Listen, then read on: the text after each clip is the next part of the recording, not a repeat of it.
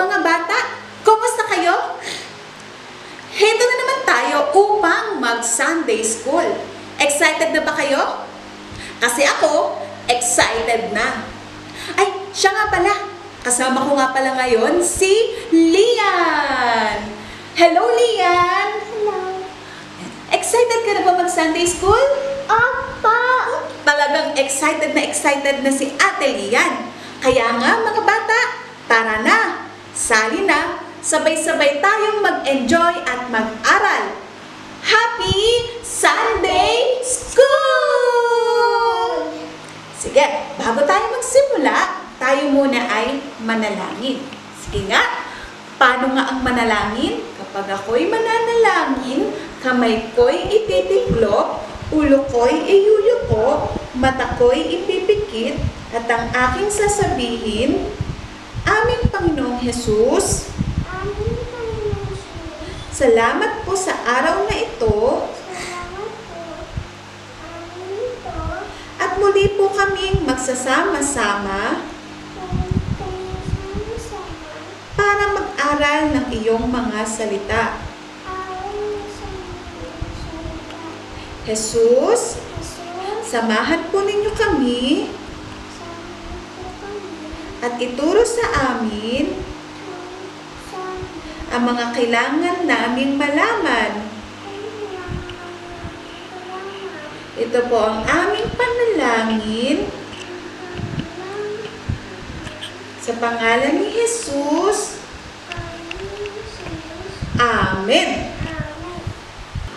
Oh, oh, oh, oh, oh, oh, oh, it's a happy day. Oh, oh, oh, oh, Jesus is alive. It's a happy day. Oh, mga bata, naaalala nyo ba yung song na yon na inawit natin last week? Oo nga, tama. Yun yung inawit natin last week, di ba? At kung naaalala nyo, nung nakaraang Sunday Schools online natin, ay napag-aralan natin kung ano ba ang ibig sabihin ng Easter at kung ano yung kahalagahan nito sa atin. O, bilang pagre-review mga bata, naaalala nyo ba kung kailan nangyari yung Easter? Nangyari yung Easter, isang Sunday ng umaga na matapos ilibing si Jesus ng Friday, di ba? Sa ikatlong araw, Friday, Saturday, Sunday, siya ay nabuhay at yun ay ang Easter na tinatawag. Nabuhay muli si Jesus. At sabi nga, siya ay nabuhay para kanino? Para sa atin. Nalaman natin last week na si Jesus ay hindi na natiling patay, siya ay nabuhay, kaya very much happy tayo. Okay? Naintindihan ba? Malinaw ba yung lesson natin last Sunday? Tama. Ngayon naman, mga bata, tayo ay may bagong pag-aaralan. Siyempre, para mas active tayo at para mas pawisan, tayo muna ay umawit at sumayaw.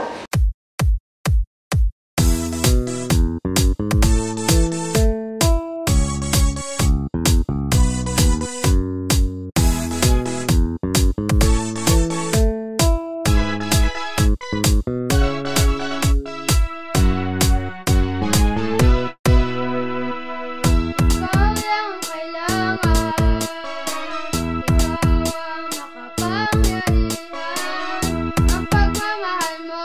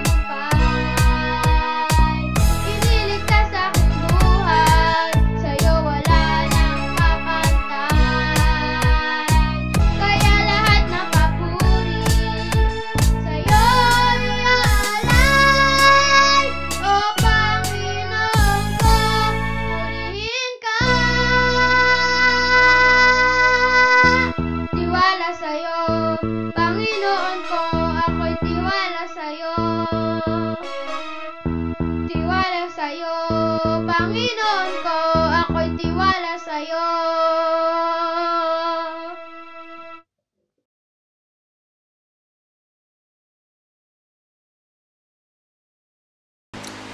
Nag-enjoy ba kayo mga bata sa pag-awit at sa pagsasayaw? Sana na-enjoy nyo. At syempre, para mas mag-enjoy pa kayo, maglalaro tayo. Yan. So, ngayon ang laro natin ay ganito mga bata. Meron akong 5 words na ipapakita sa inyo. Isa-isa ko yung ipapakita sa inyo. Kaya lang, yun ay naka-jumbled ang letters. So, papakita ko sa inyo isa-isa, tapos ang gagawin nyo ay i-arrange nyo siya. Bibigyan ko kaya ng 15 seconds per word.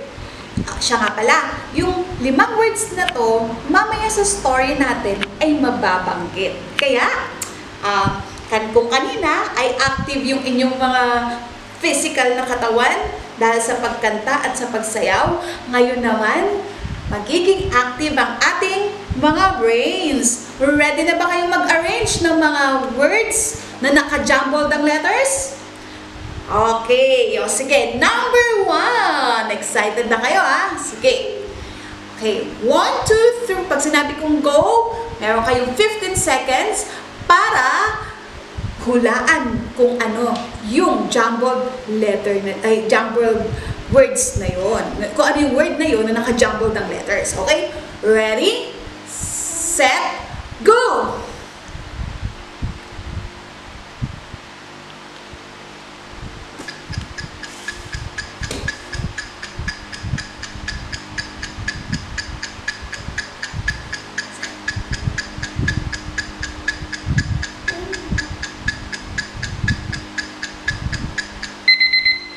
And, okay. So, na-arrange nyo ba? Anong sagot? Jesus. Jesus ang sagot dun sa ating unang word. So, siya yung nag-iisang anak ng Diyos Ama na nagbigay ng buhay para iligtas tayo sa ating mga kasalanan. Very good. Okay, pangalawa. Madali-dali pa yon. Okay, pangalawa. Okay, ready na kayo? Okay, ready, set. Ito ang pangalawang word. Go!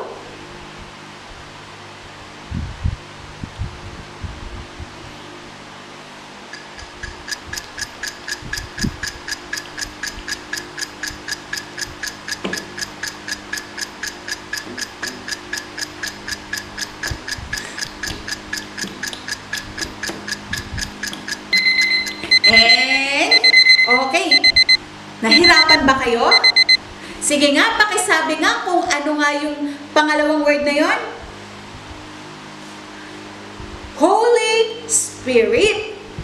Sabi ni Jesus, mamaya sa story natin, ito yung pangako ni Jesus na kapag umakit na siya sa langit, ay merong Holy Spirit na darating sa atin para tayo ay gabayan. Okay. Pangatlong words na. Nahirapan ba kayo sa pangalawa? Etong pangatlo. Okay. Para hindi kayo mahirapan, sige, bibigyan ko muna sa inyo yung clue. Okay, yung clue. Eto muna yung clue bago yung word Isa siya sa 3 babae na pumunta sa libingan ni Jesus linggo ng umaga. Okay, isa siya sa 3 babae na pumunta sa libingan ni Jesus noong linggo ng umaga. Ready, set, go! Go!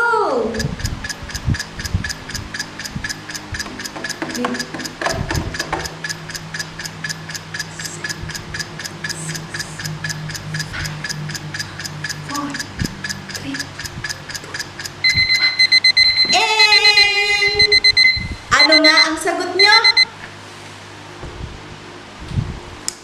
Maria Magdalena. Di ba? Syempre, kung nakinig kayo ng story natin last week, nabanggit siya, di ba? Siya si Maria Magdalena. Mamaya sa story natin, mababanggit ulit siya. Okay. Pang-4. Okay, pang-apat na. Okay. So, bibigay ko yung clue para di kayo mahirapan. Kasi kanina, madali lang yung mga ano eh. Ito ngayon, bibigay ko yung clue. Ito ang ibinigay ni Jesus para tayo ay iligtas sa mga kasalanan. Ano yung binigay niya na yon? Okay, ready, set, go!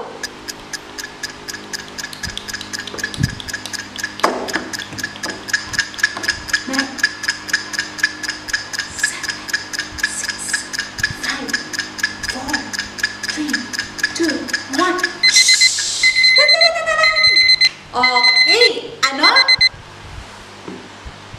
Buhay. Nagbigay si Jesus ng buhay para tayo ay iligtas sa ating mga kasalanan. Very good. And last, okay, last na to, kaya galingan nyo ba mga bata? Okay, bibigay ko ulit yung clue. Ito yung tinatawag na mga tagasunod ni Jesus. Ito din ang tawag sa'yo kapag ikaw ay sumusunod kay Jesus. Okay, ready, set, go!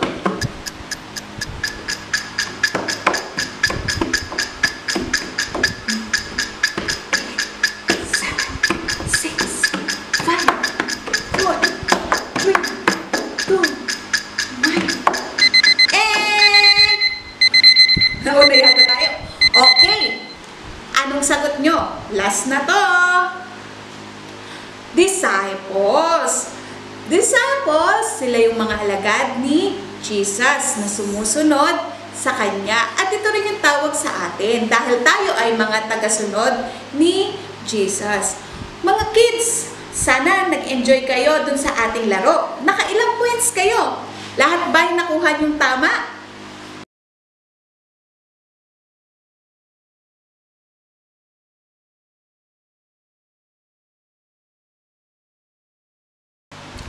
Mga bata, ito ang mundo. Sa mundo ay pinadala tayo ng Diyos. At ito yung tungkol na to, ito yung nagsisimbolo sa atin. Yan. Mga bata, dati tayo ay nilikha ng Diyos na malinis, walang bahid, di ba? Kaya lang, dumating ang kasalanan. Nakita mo sa kanila. Yun, doon. Dumating ang kasalanan, ibubus mo rito. At tayo ay nadumihan.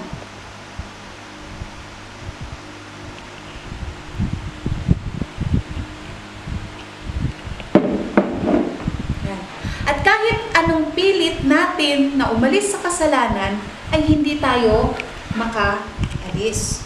No. Ayan. Ayan ang tao na nalulunod sa kasalanan. Nakita yun ng Diyos, mga bata, na ang tao kahit anong pilit na gustong maging mabuti, ay hindi niya magawa. Nalulunod siya sa kasalanan.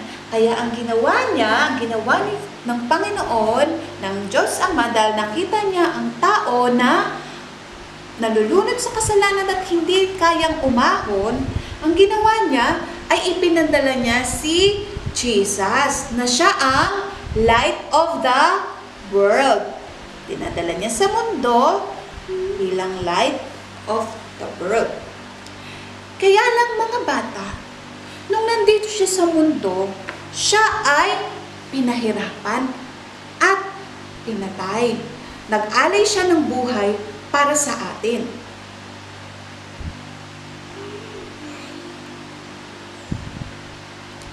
Ngayon mga bata, kung titingnan nyo, yan, may nangyayari ba? Yan. Titingnan nyo mga bata, pinatay si Jesus, subalit, yung kasalanan natin ay ay nawala dahil sa kanyang kamatayan. Tinanggal yung ating mga kasalanan. Yan.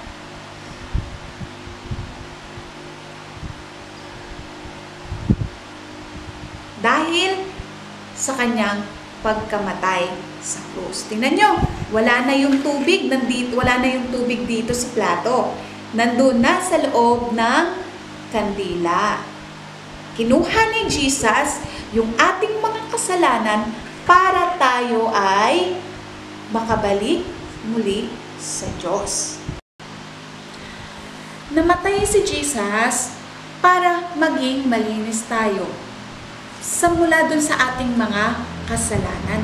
Kung makikita nyo dun mga bata, di ba kanina dun sa may plato, di ba? Natanggal yung lahat ng maduming tubig at pumunta doon sa kandila. So, ibig sabihin, nilinis tayo ni Jesus mula sa ating mga kasalanan para tayo ay makalapit muli sa ating Panginoong Ama. Kaya nga lang, nakakalungkot na kailangan pang mamatay ni Jesus para tayo ay iligtas sa ating mga kasalanan. Ngunit, di ba, kahit siya'y namatay, meron tayong pag-asa. Bakit? Kasi nabuhay muli si Jesus. Kaya nga, sabi, lahat ng tumatanggap kay Jesus at nagtitiwala sa Kanya para siya ay maging Lord at maging Savior niya, ay may pag-asa at masaya sa buhay. Pero ngayon mga bata, itatanong ko sa inyo, pagkatapos nating malaman na tayo ay iniligtas na ni Jesus sa ating mga kasalanan, pagkatapos tayong nanyang mabuhay, di ba? Ano na ang next? What's next? Ano nang gagawin natin? Paano na tayo mabubuhay kung tayo iligtas na? At iyon yung magiging lesson natin ng mga bata ngayong araw na ito. Okay, so para mas maunawaan natin yung lesson, ito na yung story natin, no? Ang story natin ay inyong panoorin, pakinggan, at damhin yung mensahe nito. Okay ba? Okay? Tanananan! Nang malaman ni Maria na wala na si Jesus sa libingan, lumabas siya at tinanong sa sarili niya kung anong nangyari, at dahil doon, nagsimula na siyang maiyak. May isang lalaki roon na di niya nakilala na nagtanong sa kanya, "Bakit ka umiiyak? Sino ang hinahanap mo?" Akala ni Maria ay tagapag-alaga ng mga halaman doon, kaya siya ay nagsabi rito, "Ginoo, ituro po ninyo sa akin kung nasaan nyo dinala si Jesus at kukunin ko siya." Tinawag siya ng lalaki na si Jesus, "Maria." At dahil doon, biglang nakilala ni Maria si Jesus.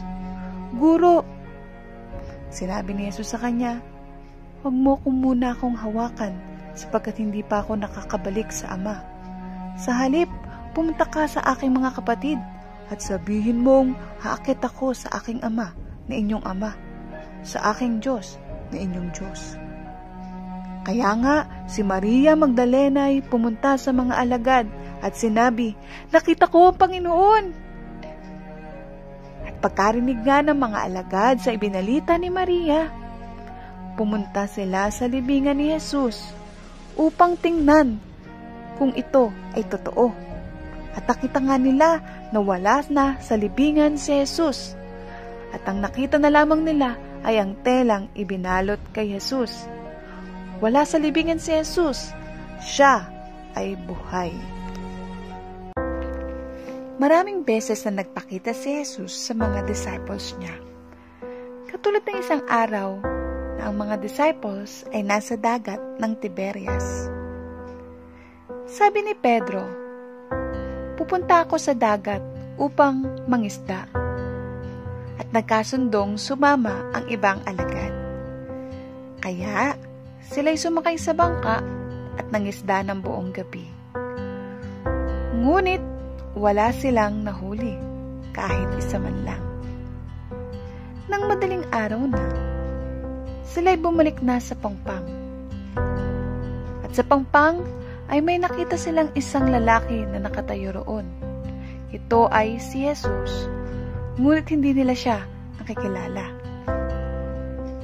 Sinabi sa kanila ni Jesus, "Mga kaibigan, may nahuli ba kayong mga isda?"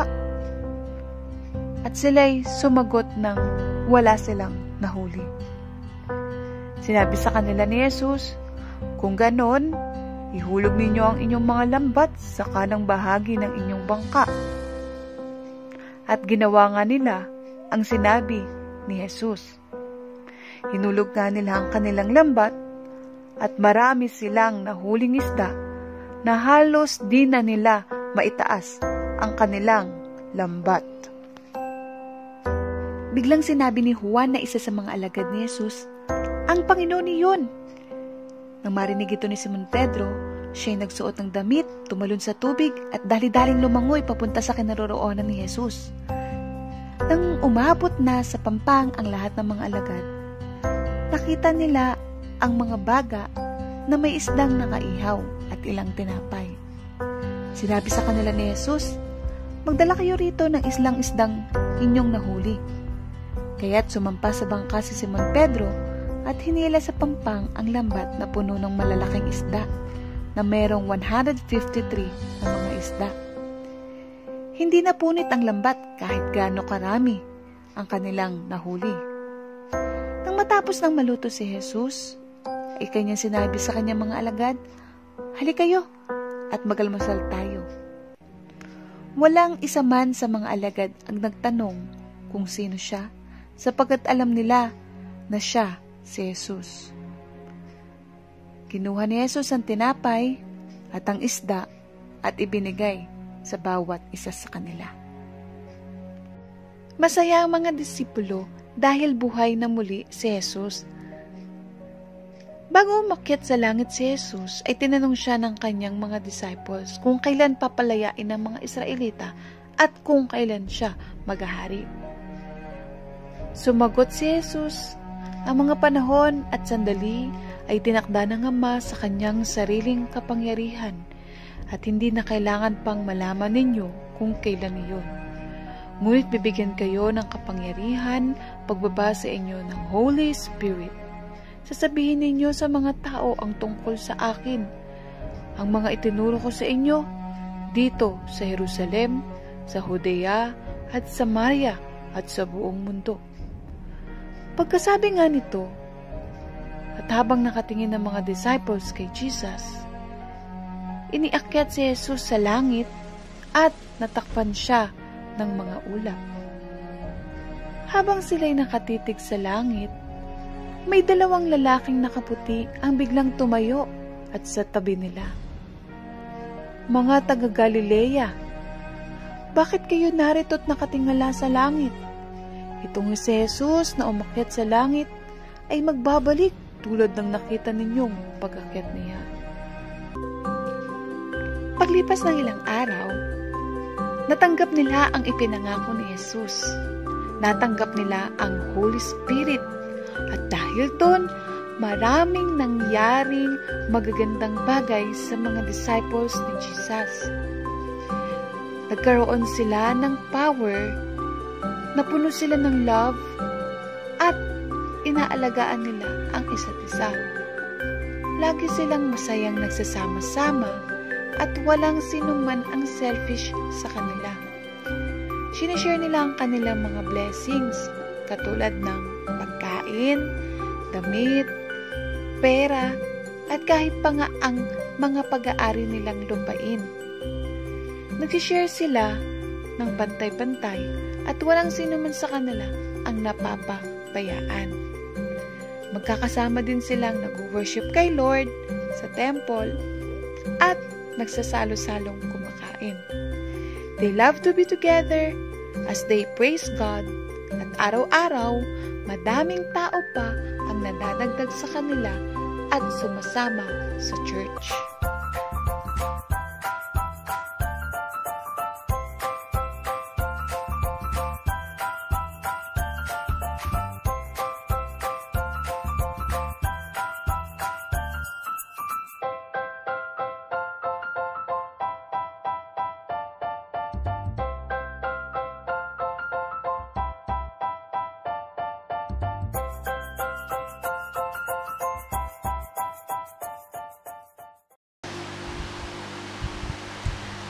Ayan mga bata, sana nakinig kayo ng story natin.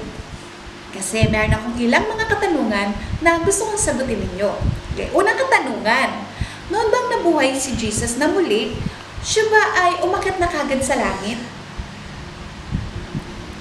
Hindi.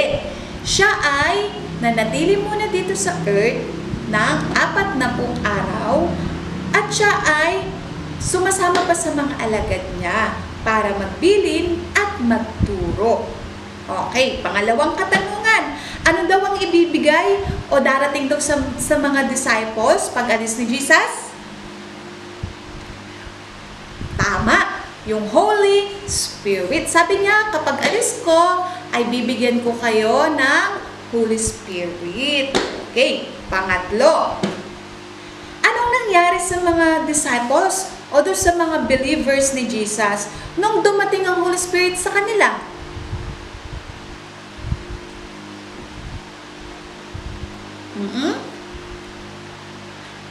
Maraming nangyaring magagandang bagay. Nagmahalan sila, nag-care sila sa isa't isa, nag-worship sila kay Lord, nang sama-sama. Di sila naglalamangan, walang selfish dun sa kanila, di ba? Kasi nagmamahalan sila, galing yung love nila kay God, dun sa Holy Spirit na bigay ni God. At dahil doon, ano nangyari? Nung nakita ng mga tao na sila ay nagmamahalan, maraming tao ang sumama sa kanila at sumama sa kanila sa pagsisimba rin doon sa kanilang church. Okay, pang-apat na katanungan. Kung isa kayo sa mga disciples ni Jesus na pinagpakitaan niya, okay, at nakipag-fellowship siya sa inyo, masaya ba kayo na kasama siya? Oo, diba? Masaya ba kayong kasama si Jesus? Kunyari, nabuhay siya muli, tapos hindi mo na siya umalis. Nakipag-fellowship mo na siya sa inyo. Masaya ba kayo? Kung ako siguro, no, kung ako siguro sa kanila, syempre, masaya ako. Kung pwede nga lang, hindi na ako iwan ni Jesus eh. Tapos lagi na lang kami magkasama lagi. Kaya lang, kailangan umalis ni Jesus para dumating sa atin yung Holy Spirit. Okay. Number 5. Ano naman kaya yung naramdaman ng mga disciples nung umalis si Jesus, nung umakyat na siya sa langit? Tapos, hindi pa naman nila agad-agad kasi na-receive yung Holy Spirit, di ba? Pero, ano na kaya yung ano kaya yung naramdaman nila? Nung kasama nila si Jesus, syempre sobrang saya nila. Kaya nga, baka noong mga unang araw na umalis si Jesus, di pa nila alam kung ano yung gagawin nila. Pero, nung dumating ang Holy Spirit, mayroong nangyaring magandang bagay sa kanila. Tinuruan sila na magmahalan at mag-alagaan sa isa't isa. Tinuruan sila na maging pantay-pantay sa bawat isa at hindi naglalamangan. Okay? So, huling katanungan mga bata para dito sa lesson natin ngayong ngayong week na to. Sagutin natin yung tanong kanina pa bago tayo mag-start ng lesson natin. Matapos nating magsaya kasi nabuhay muli si Jesus para sa atin at pagkatapos tayong iligtas ni Jesus mula sa ating mga kasalanan, ano na susunod nating gagawin? Paano na tayo mabubuhay? Ang hirap na katanungan, no? Pero mga bata, katulad ng mga disciples, niligtas tayo ni Jesus sa ating kasalanan. Kaya tulad din nila, dapat tayo ay maging masaya, mapagmahal, at mapag-aruga sa ibang tao. Dahil sa Holy Spirit na nasa atin, kasi sabi ni Jesus, diba, pag alis niya, bibigay niya sa atin yung Holy Spirit. At alam ko na sa atin yung Holy Spirit na yon. So, dahil ang Holy Spirit ay nasa atin, kasama natin si Jesus, di nga lang natin siya nakikita, pero nararamdaman natin na nandyan lamang si Jesus. At dahil doon, makakapagpatuloy tayo na mabuhay habang nagpupuri kay Jesus at naglilingkod sa Kanya. Magpapatuloy din tayo na i-share sa iba yung story ni Jesus, kung paano niya tayo iniligtas. Okay? Dahil meron tayong Holy Spirit na nasa atin, magagawa natin mag-share ng love sa kapwa natin. Kaya nagiging concern din tayo sa iba at nai-spread natin sa iba yung love at care na naramdaman natin kay Jesus. Mga bata, may mga pictures akong ipapakita sa inyo. Iba-ibang picture siya na nagpapakita dun yung mga Kristiyano na nagbibigay ng love at care dun sa sitwasyon natin ngayon, sa mundo natin ngayon. So, yung unang picture ay yung yung isang babae na pumunta doon sa, ayan, nakikita nyo ba yung picture? Ayan. Isang babae na pumunta siya doon sa bahay ng isang senior, tapos binigyan niya ng pagkain. O doon, sa pamamagitan nun, nagpapakita siya ng love doon sa kanyang kapwa bilang iniligtas ni Jesus. Yung pangalawang picture naman na itong mga bata, ito yan. Sila ay nagluluto ng mga pagkain para sa mga frontliners natin. Yan, kung titignan nyo Okay. Yung pangatlong picture naman mga bata, yun naman si Mayor Vico. So nakakilala kay Mayor Vico. Siya yung mayor ng Pasig. Ayan. Siya ay nagbibigay ng tulong dun sa kanyang mga nasasakupan. At alam natin na love ni Mayor Vico si Jesus. Dahil love niya si Jesus, love niya rin yung mga tao.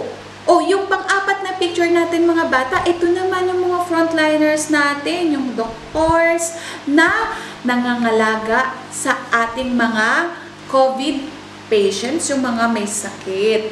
At yung last, mga frontliners na sundalo at mga pulis na nangangalaga sa mga tao at dumidisiplina.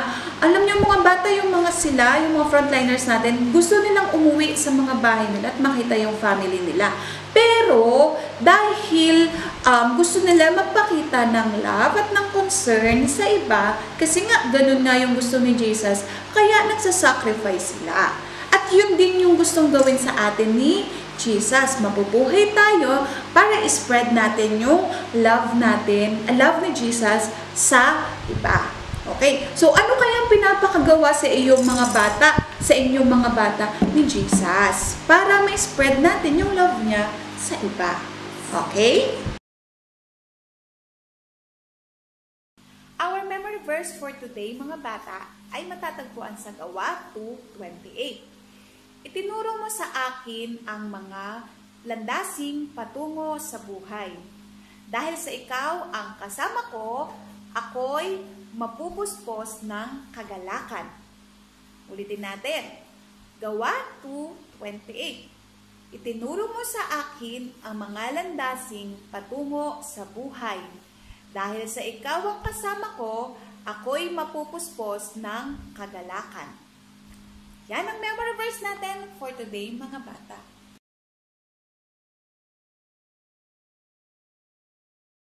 Ating creative arts, ito rin ay magiging action natin, application natin sa araw na ito. Ang creative arts natin, mga bata, ang kakailanganin natin, una ay isang pirasong papel. It's either ang papel nyo ay kartolina or sketch pad or isang bond paper. Pangalawa ay ang ating mga crayons. At iba, pwede tayong gumamit ng pencils at ng pentel pen. At pwede rin tayong gumamit ng water colors. Okay, anong gagawin natin? Sabi natin kanina, may mga frontliners at may mga COVID patients na nangangailangan din ng encouragement. Paano natin may spread yung love natin sa kanila? Gagawa tayo mga bata ng isang slogan na pwedeng mag-encourage sa mga frontliners natin. Spread natin sa kanila yung love ni God. At bahala kayo kung anong isusulat nyo dito anong gagawin nyo dito sa ating slogan na igagawin. Ngayon, pag natapos nyo na yung slogan na yun, sabihin nyo ay God bless you. O, di ba? Pwedeng ganun sa mga sa mga keep safe. Yun, sa mga natin, sa mga para sa mga frontliners. O pwede rin naman na pakita nyo rin dito na na-appreciate nyo yung mga ginagawa nila ng mga frontliners natin. Or pwede rin naman, para naman sa mga COVID patients, pwede nyo ilagay doon sa kanila na get well soon. God is with you. God will heal you. Diba? Pwede nyo yung gawin. O kahit mamili kayo, pwedeng dalawang slogan na gagawin nyo. Yung isa para sa frontliners, tapos yung isa naman ay para sa mga patients. Or pwede rin naman na isa lang yung gawin nyo. Mamili nga lang kayo kung frontliner o yung patient. Okay? Ang gagawin nyo. Okay, ngayon, pag natapos nyo na yung slogan, patulong tayo kay Mami. Magpapapicture kayo. Yan, dun sa slogan na hawak nyo. Kunyari, si Ate Lian, tapos na siya. Ang gagawin ni Mami, pipicturean siya, tapos ipopost niya sa FB para makita ng ating mga frontliners o yung mga COVID patients, yung message ni Ate Lian. So, mga bata, enjoy and please do it with your whole heart. Okay, God bless you.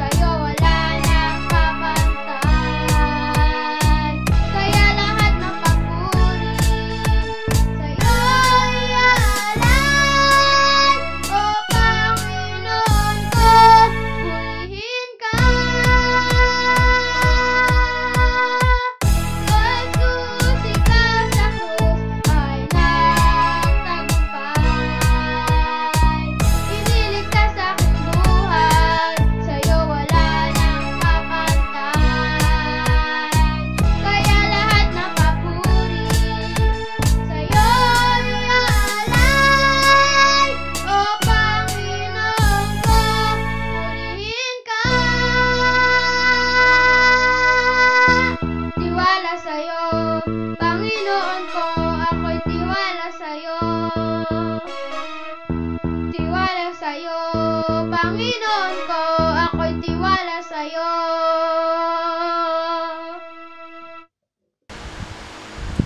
Sana nag-enjoy kayong mga bata sa Sunday School natin ngayon. At ngayon ay hinihilingan tayo na tayo ay manalangin. Panginoon, salamat po sa paalala ninyo sa amin na kami po bilang mga iniligtas ninyo ay dapat magpatuloy na mabuhay at maging witness po ninyo sa buong mundo. Thank you din po sa Holy Spirit ninyo na itinuturo sa amin kung ano ang nais po ninyo na gawin namin. Sana po ay lagi namin ma-spread ang love po ninyo sa iba, lalo na po sa mga nangangailangan po nito. Thank you, Jesus. We love you. This we pray in Jesus' name. Amen. Mga bata, yan. Hanggang sa susunod muli na Sunday School. Paalam! Bye-bye!